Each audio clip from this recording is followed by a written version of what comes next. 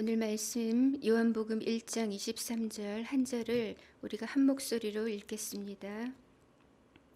이르되 나는 선지자 이사야의 말과 같이 주의 길을 곧게 하라고 광야에서 외치는 자의 소리로라. 아멘. 여기 아직 제 옆에 그 크리스마스 트리가 놓여 있습니다. 한 2m 정도 되는 성탄 트리인데요.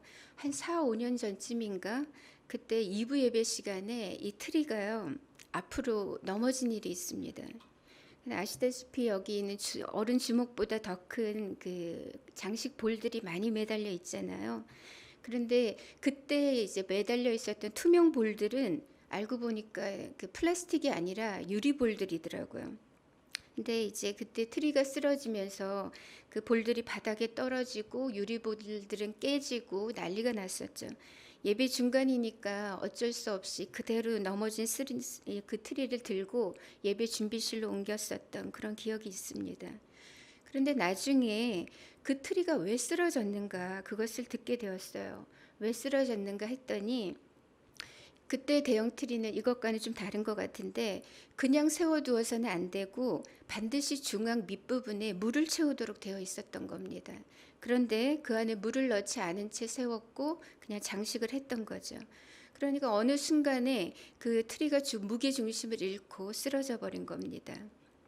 게다가 쓰러진 요인을 하나 더 꼽자면 많은 볼들을 주로 보이는 앞쪽에만 많이 매달아 놓았던 거예요.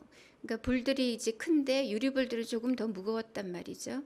그런데 그것들을 앞쪽에만 이제 많이 매달다 보니까 트리가 균형을 잃고 쏠리면서 결국 넘어지고 만 겁니다. 저는 이 일이 우리에게 시사해 주는 바가 있다고 생각합니다. 살다 보면 트리만 넘어지는 게 아니죠. 사람도 언제든지 자기 삶의 무게중심을 잃게 되면 그리고 사람들에게 보여주기 위해서만 살아간다면 얼마 못 가서 넘어지게 되는 겁니다. 우리는 오늘 말씀을 통해서 끝까지 자신의 삶의 무게중심을 지켰었던 한 사람을 만나보려고 합니다. 그 사람은 바로 강한 영성의 소유자라고 할 수 있는 세례 요한입니다. 저는 이 세례 요한의 삶을 떠올릴 때마다 마치 안개 속에 휩싸이는 듯한 그런 느낌을 받습니다. 이 사람의 삶을 들여다보면 뭔가 굉장히 단순한데 미스테리한 거예요. 그리고 그 속의 깊이를 가늠하기가 힘이 듭니다. 그래서 생각이 많아지죠. 도대체 이 사람 뭐지? 그가 주는 이 묵직한 압도감은 어디서 오는 거지? 그의 삶이 주는 이 울림, 그 깊은 여운은 그 실체는 뭐지? 이런 생각이 자꾸만 드는 겁니다. 이 아침 우리는 세례 요한의 삶과 또 그의 고백을 묵상하면서 2021년 새해를 우리는 어떻게 살아가야 할 것인가에 대한 주님의 음성을 듣기를 원합니다. 첫 번째로 세례 요한에게는 철저한 사명의식이 있었습니다. 당시 무수한 사람들이 세례 요한 앞으로 나와왔습니다. 그리고 하나님의 말씀에 귀 기울였습니다. 그는 회개의 물세례를 베풀었죠. 세간에는 이미 세례 요한의 지명도와 인기가 높이 솟아 있었고 또 사람들에게 미치는 그의 영향력 또한 점점 커져갔습니다. 그러자 사내들인 공의에서 움직이기 시작합니다. 제사장들과 레위인들을 이 세례 요한에게 보내면서 도대체 그의 정체가 무엇인지 그것을 알아오라고 한 거죠. 이 미션을 받은 사람들은 이 세례 요한을 만나서 단도직입적으로 물었습니다. 너는 누구냐? 그랬더니 세례 요한은 조금도 주저함이 없이 분명하게 말하기를 나는 그리스도가 아니라고 말합니다. 그러면 엘리야냐? 그런데 세례 요한은 엘리야도 아니라고 하죠. 그러면 모세가 말했었던 그 선지자냐? 그렇게 물었지만 세례 요한은 그 선지자도 아니라고 합니다.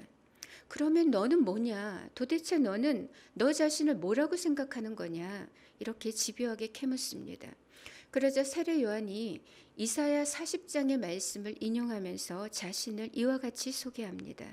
이르되 나는 선지자 이사야의 말과 같이 주의 길을 곧게 하라고 광야에서 외치는 자의 소리로라. 그런데 이 말씀을 가만히 살펴보면 표현이 좀 어색한 걸 느낄 수가 있습니다.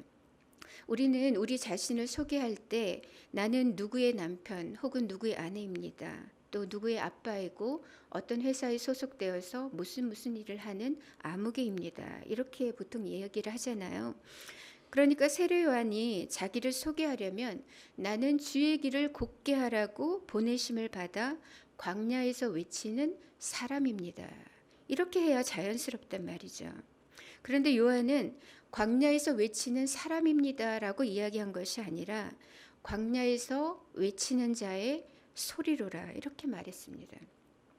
왜 그랬을까요? 그는 왜 인격체인 자기 자신을 그냥 소리라고만 표현했을까요?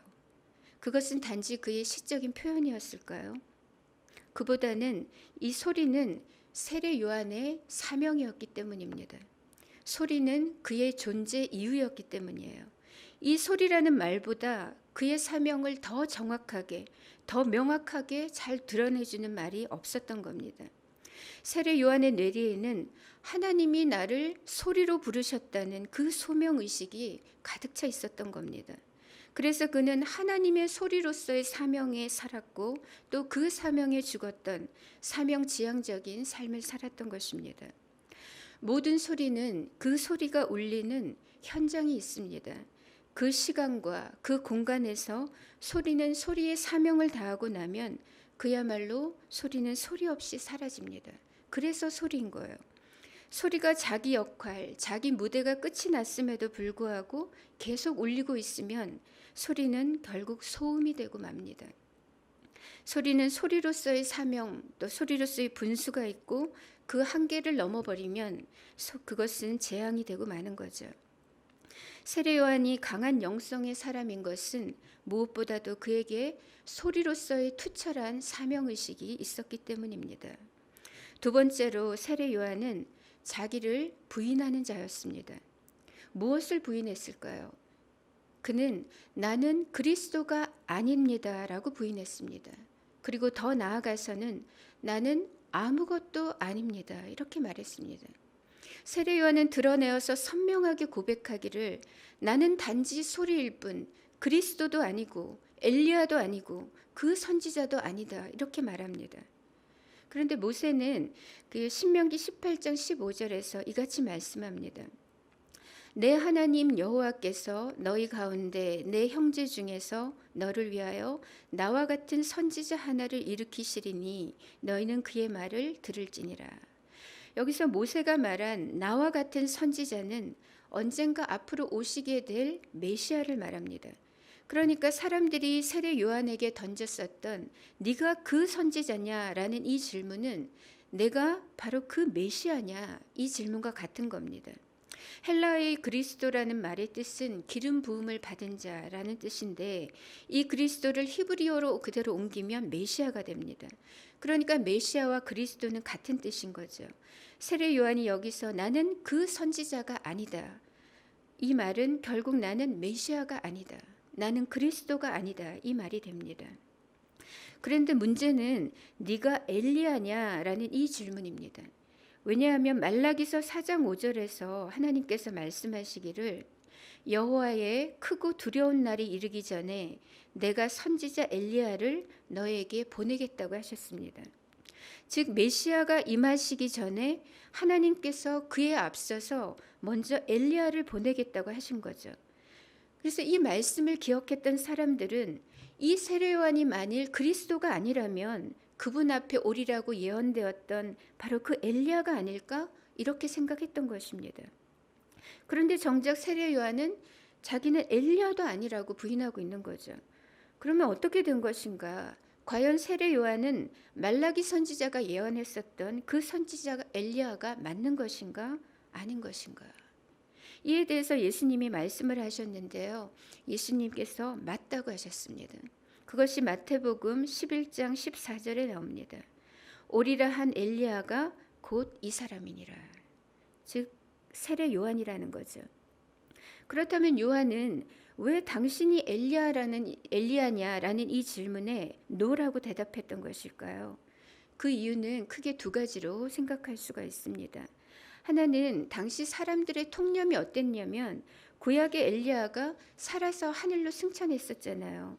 그러니까 그 엘리야가 그 모습 그대로 다시 살아서 올 것이다, 내려올 것이다 라는 생각을 한 거죠. 그러니까 세례 요한은 당시 사람들의 생각처럼 구약의 엘리야, 그 동일 인물로서의 엘리야는 아니었던 겁니다. 이런 배경 속에서 세례 요한은 나는 엘리야가 아니다라고 말한 거죠. 그리고 나아가 또 한 가지 이유는 뭐냐면 그의 겸손함 때문이었습니다. 세례 요한은 자신을 절대 높은 자, 큰 자로 인식하지 않았습니다. 그래서 자신은 하나님의 그 위대한 선지자인 엘리야와 자신을 견줄 수 없다고 생각한 겁니다. 이러한 그의 자의식, 그의 겸손함 때문에 나는 엘리야가 아니다라고 말했던 것이죠. 세례 요한은 스스로를 작은 자로 여겼습니다. 하지만 성경은 세례 요한이 태어나기도 전에 그의 수태를 고지하면서 그가 장차 주 앞에 큰 자가 될 것이라고 했고, 예수님 또한 세례 요한은 여자가 낳은 자 중에 가장 큰 자라고 말씀하셨습니다. 그러니까 지금 이 상황이 매우 묘한 거예요. 예수님께서는 말라기에서 예언했던 그 선지자 엘리야가 이 세례 요한이 맞다고 하시는데, 정작 세례 요한 자신은 나는 그런 큰 인물이 아니라고 부인하고 있는 상황인 겁니다. 마찬가지로 장차 우리가 주님 앞에 섰을 때 아마 이와 비슷한 양상이 벌어질 겁니다. 어떤 이들은 이 땅에 살 때 자타공인 정말 대단한 인물로 칭송을 받고 높은 평가를 받았지만 정작 하나님 앞에 섰을 때는 너무나도 초라한 그런 인생이 있을 겁니다. 그와 반대로 나는 아무것도 아니라고, 나는 아무것도 한 것이 없다고, 모든 것이 은혜였고 긍휼이었고 또 주께서 힘주셔서 하루하루 그냥 살았을 뿐이라고 그렇게 스스로를 작게 여겼지만 하나님은 그를 매우 크고 귀한 자로 여기는 그런 부류의 사람이 있을 겁니다. 저는 그때 저와 여러분이 이 후자에 속하기를 바랍니다. 사실 지금 이 순간은 세례 요한의 인생에서 어쩌면 가장 위험한 순간일 수가 있습니다.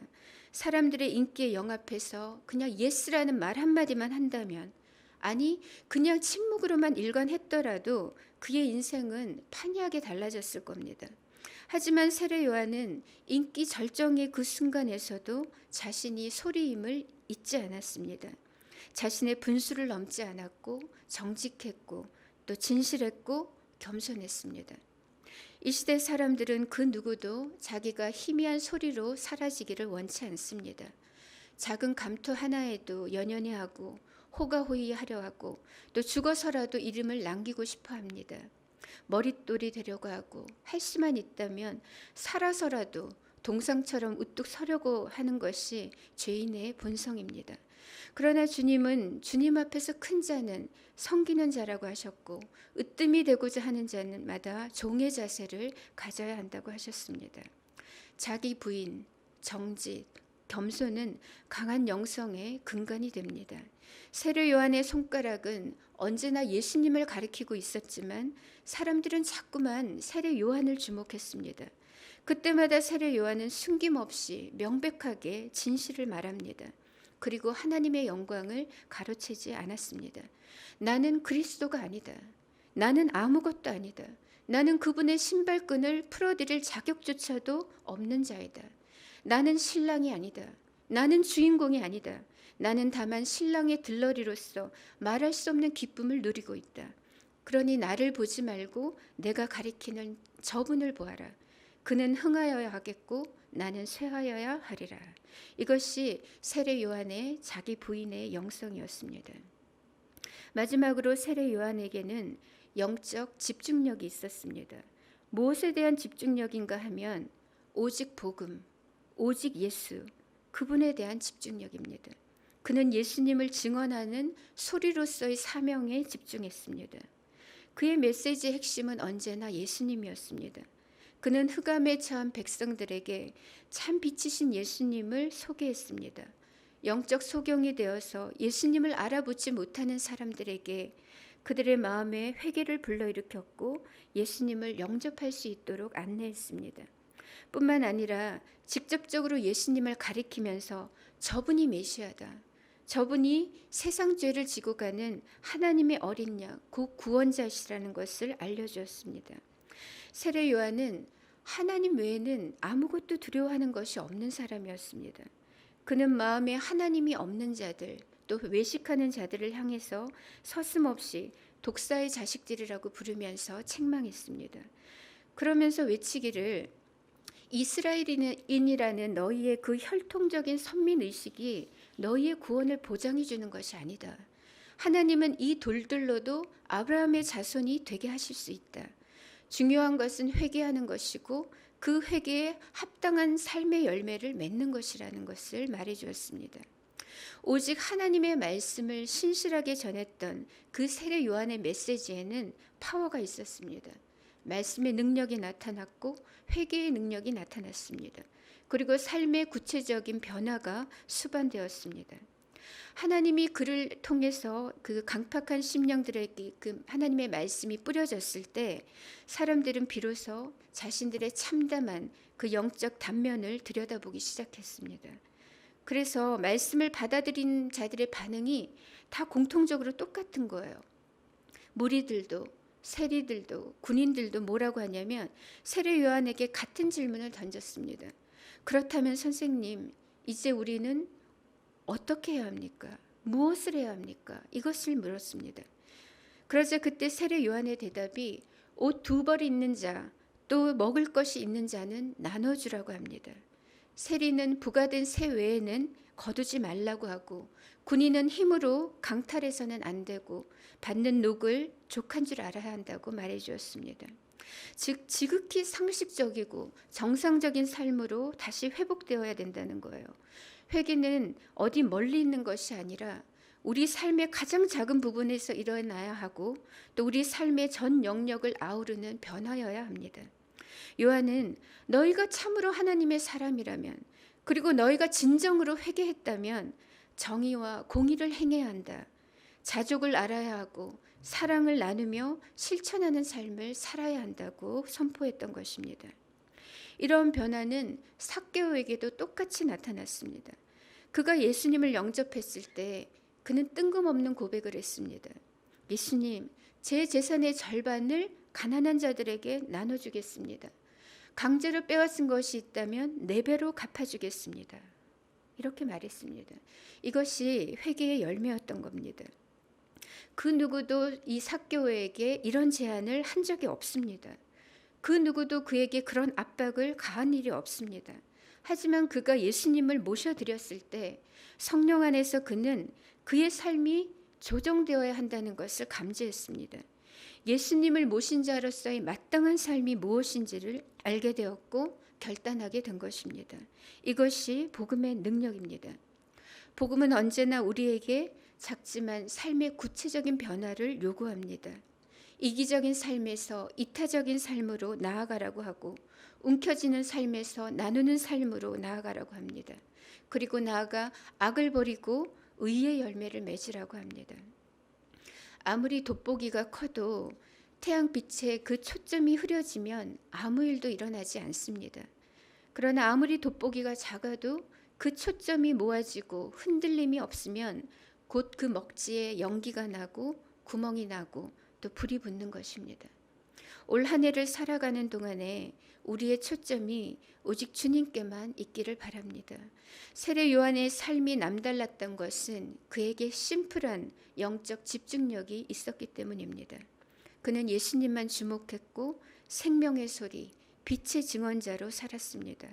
흔들림 없는 견고한 영성은 바로 이 복음에 대한 집중력, 예수님에 대한 집중력에 있습니다. 세례 요한은 황폐하고 메마른 인생들에게 또 사막 같은 그 백성들의 심령 속에 오직 예수께서 왕으로 임하실 수 있도록 그들 안에 평탄한 주님의 길을 예비했습니다. 우리는 모두 한계가 많습니다. 그리고 연약합니다. 그래서 모든 일들을 다 잘하고 살 수는 없습니다. 중요한 것은 받은 바 사명에 집중하는 것입니다. 말씀에 집중하고 복음 증거에 집중하고 예수님만을 주목하는 것입니다. 이 영적 집중력이 흐트러지면 우리의 삶은 쉽게 가라앉게 됩니다. 강한 영성의 소유자란 강한 영적 집중력을 발휘하는 자입니다. 철저히 소리로 살아가는 자이고 자기를 부인하고 정직하며 겸손하게 살아가는 자입니다. 오직 복음, 오직 예수만을 바라보고 그분의 신실한 증인으로 살아가는 자입니다. 저는 저의 삶이 이러하기를 바라고 또 여러분의 삶이 이러하기를 바랍니다. 오직 예수님만 바라보고 영혼 구원에 집중하는 그런 인생이고 싶습니다. 하나님은 올해 우리에게 2021년을 선물로 주셨습니다. 세례 요한의 삶은 우리가 이 한 해를 어떤 자세로 살아가야 하는가를 잘 말해줍니다. 먼저 사명자의 소리로 사시기 바랍니다. 나를 부인하고 예수님만을 높이며 정직하고 겸손한 그런 소리로 사시기 바랍니다. 그리고 오직 예수님만 바라보시기 바랍니다. 오직 예수님만 자랑하는 빛의 증언자로 사시기 바랍니다. 강한 영성의 사람이 되시고 흔들림 없는 믿음으로 전진해서 주 앞에 칭찬받는 올 한 해가 되시기를 주님의 이름으로 축복합니다. 우리 하나님 말씀 기억하며 먼저 찬양 드리고 함께 기도하도록 하겠습니다.